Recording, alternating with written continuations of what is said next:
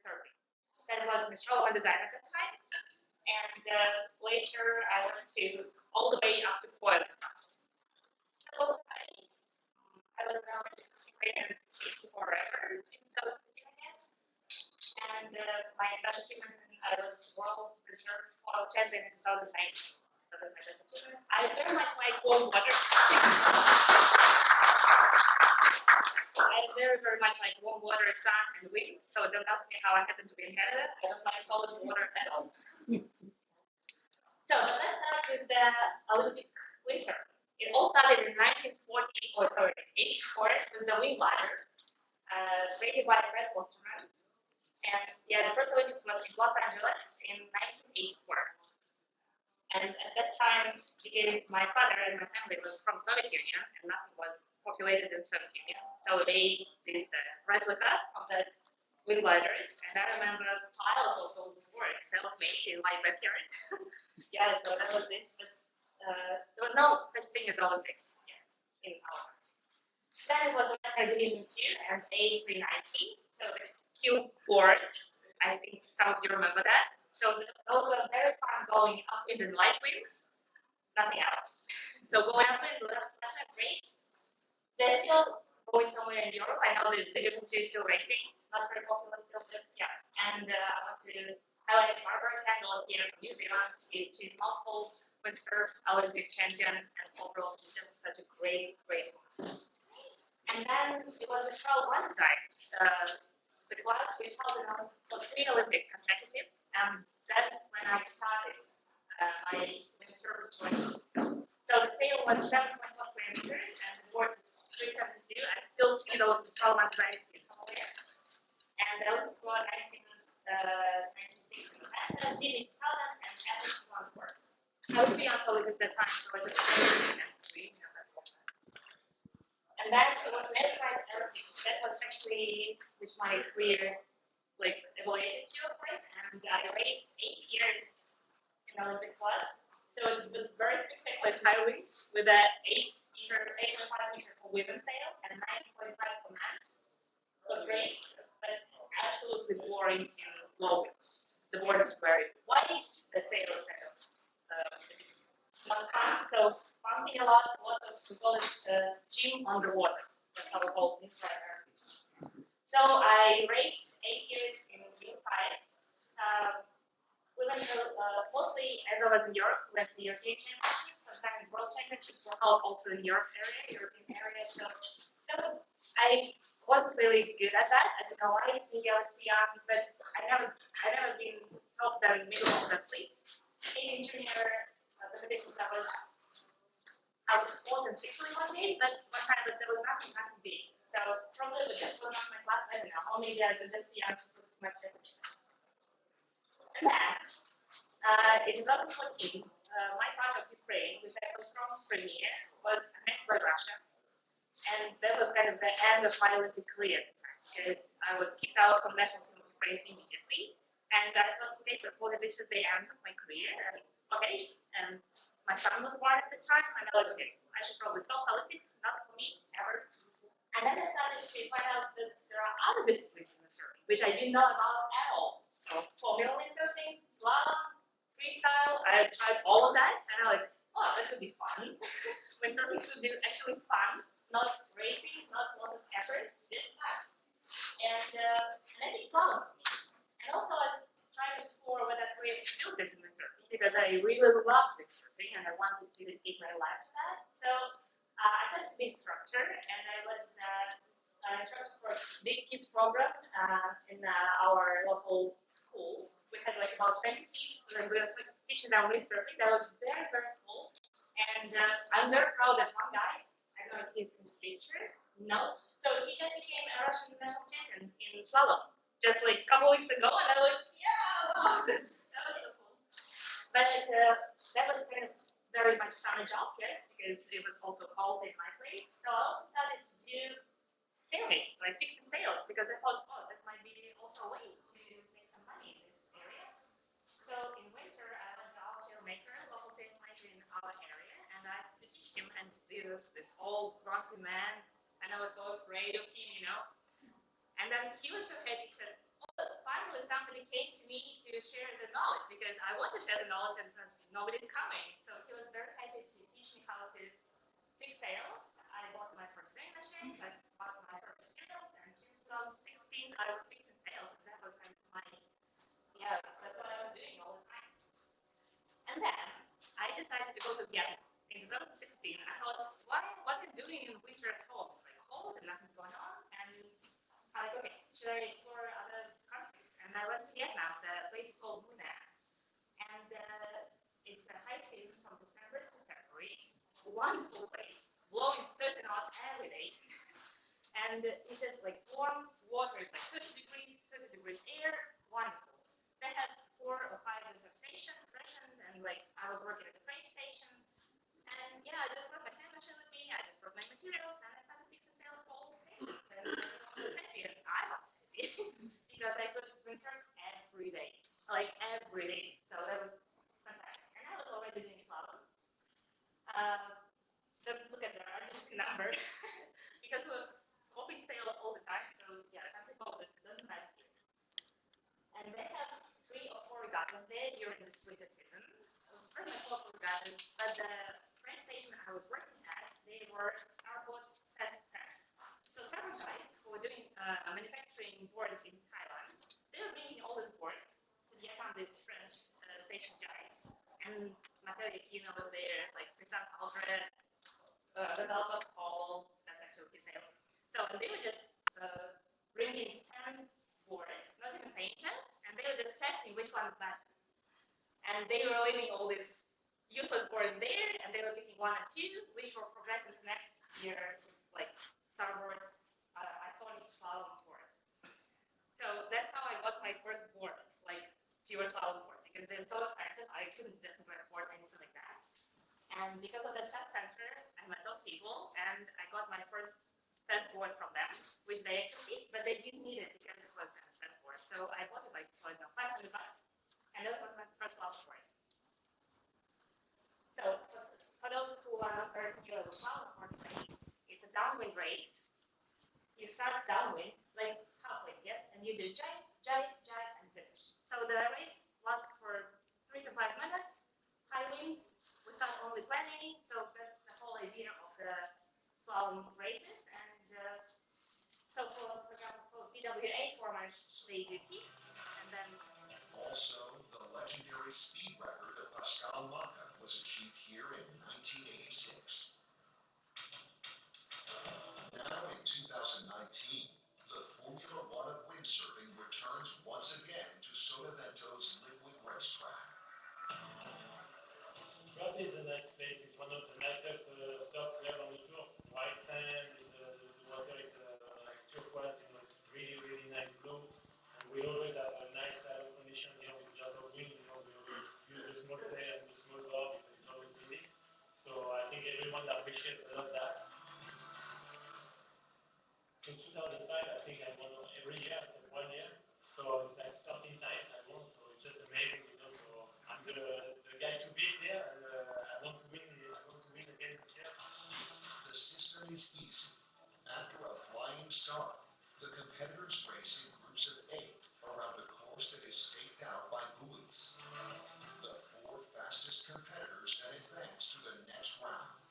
But what does it take to win the race?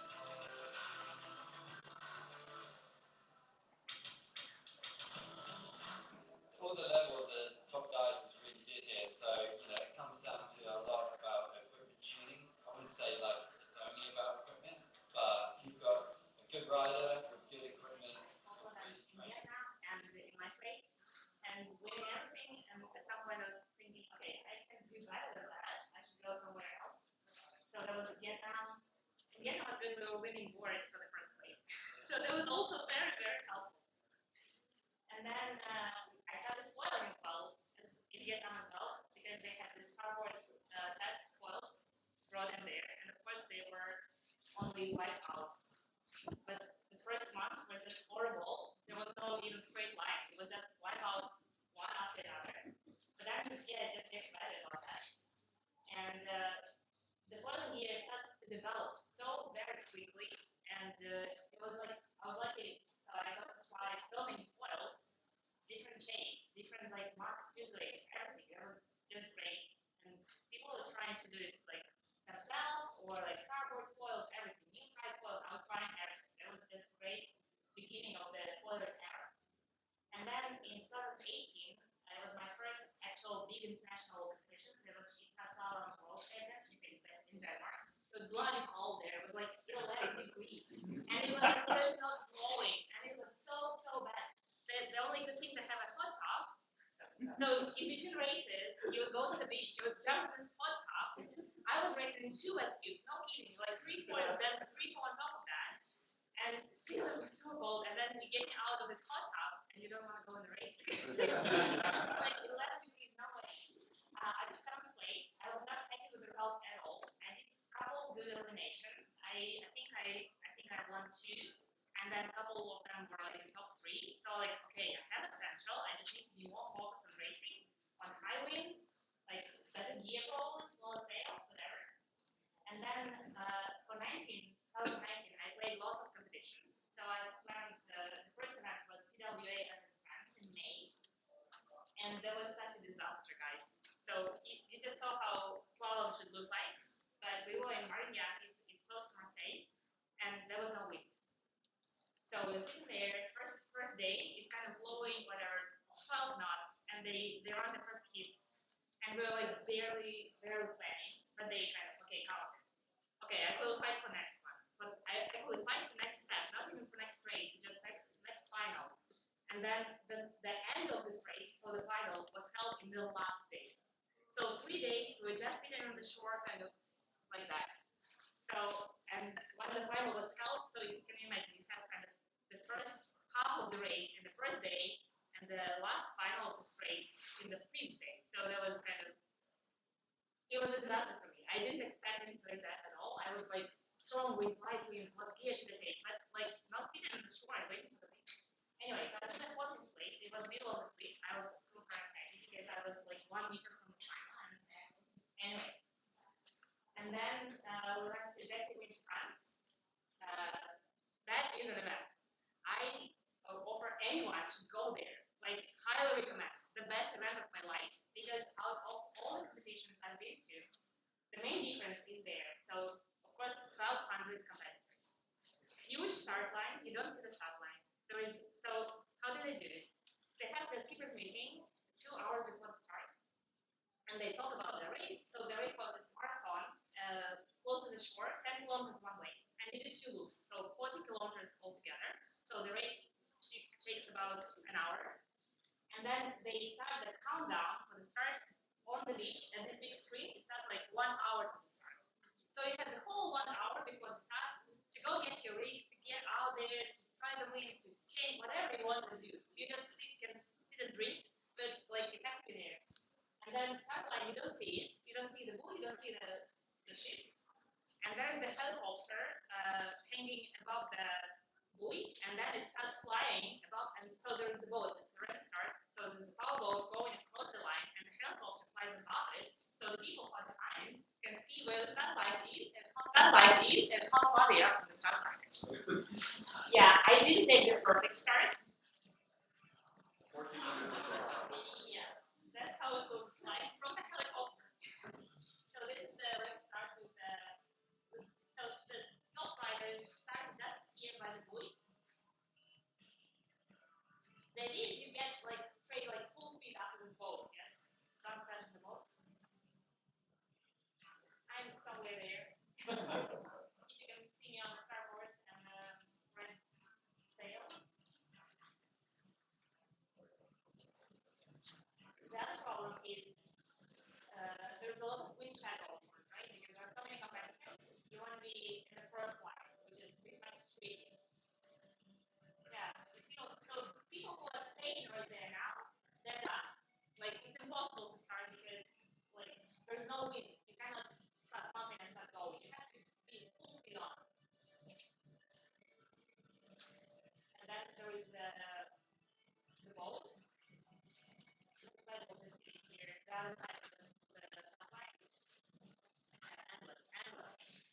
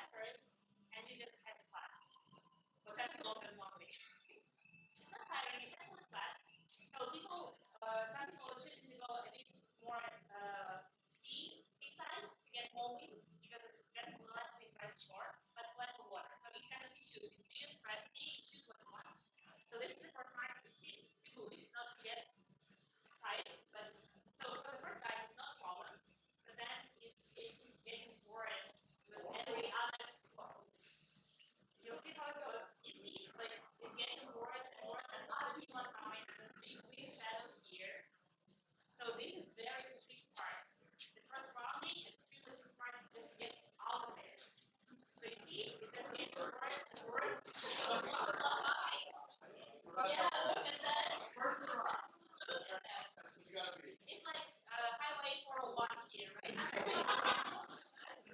it's just, I somehow got very lucky because I kind of imagined how bad would it be. I suppose I was in about 400, and so I just kind of turned around those wheels very tightly, and then found me out of there. So that's how I think I overtook this 100 people just on that mark. Second lap was much easier, and the time was like, sorry, go back. This is how the start looks like when you're flying. It's very, very scary. No, it is very scary. Yes, so this guy's going starboard, right? He's yelling at us. Yeah. It's so scary. I promise you that it's very scary. Go. And yes, and I'm in the first place in this.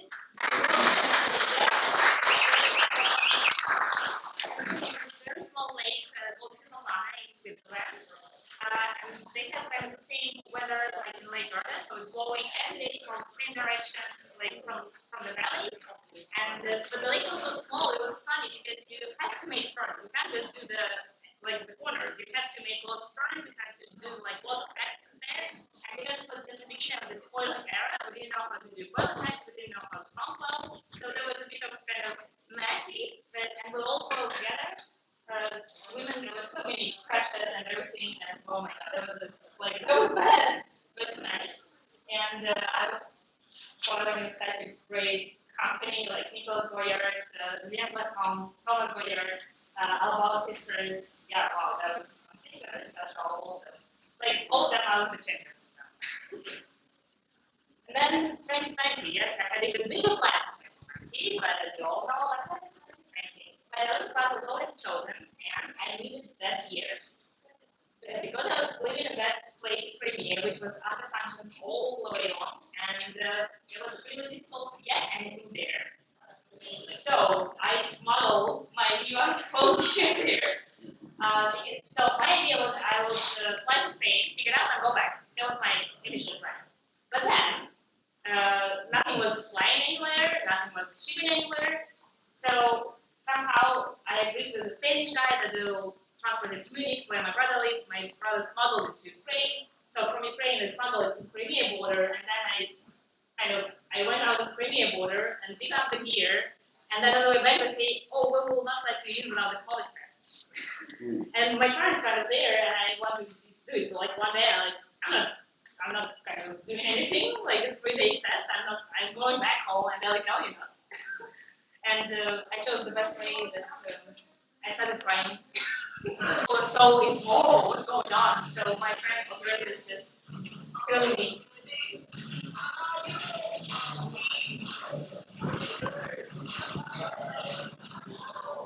That was 2019.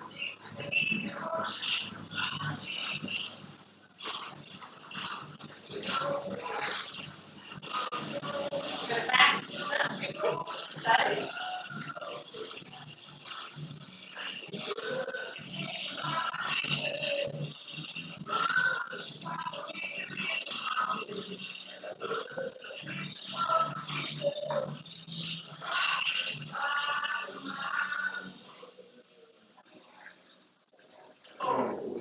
that, of course, I wanted to go to competitions. And there was called it World Games. It should be a World Championship, but not like they renamed it to just IC World Games because not everyone was able to go. There was a whole story how I got there, but not at this time. And so it was held in Lake Garda, and yes, I was racing there. I had a COVID at the time, like straight before the races, so it was all weird, but I think I took like 20th place out of eight people, so I was kind of pretty much happy with the result. It was already started. So the three formats depending on a wind speed, on a wind direction. Yeah, it's very physical sport still.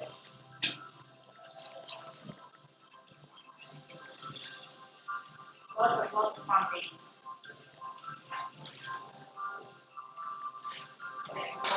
Still working 2021, so I just December in my place. Bare feet, sunny nights. And then 2021 on the local events. I didn't go anywhere, but we luckily had already a fleet of wind foilers who were able to actually compete. So it was much better than me being alone on the water. And in 2022, I was actually in Spain competing at the Olympic Regatta, and the war started, the war broke over in Ukraine, and I had to sell all my gear there in Spain, go back home, pick up my son, and run away. So we ran away from Toronto because I applied for a job here for non-sales as a sailmaker. So that was the best kind of way to escape. And then I'm very grateful for everyone who supported me in this very, very beginning. Our sales, Transfer Club, Weekend Close program, because they helped me with the gear at the time, because I was still wanting to go to Olympics and everything. First, it's dream that off, and it's okay. So, yeah, now I'm in Toronto, and now I'm new class, recoil, and everything. I don't dream about Olympic medal anymore. That's okay. I'm in a new chapter of my life, and I love it, and that's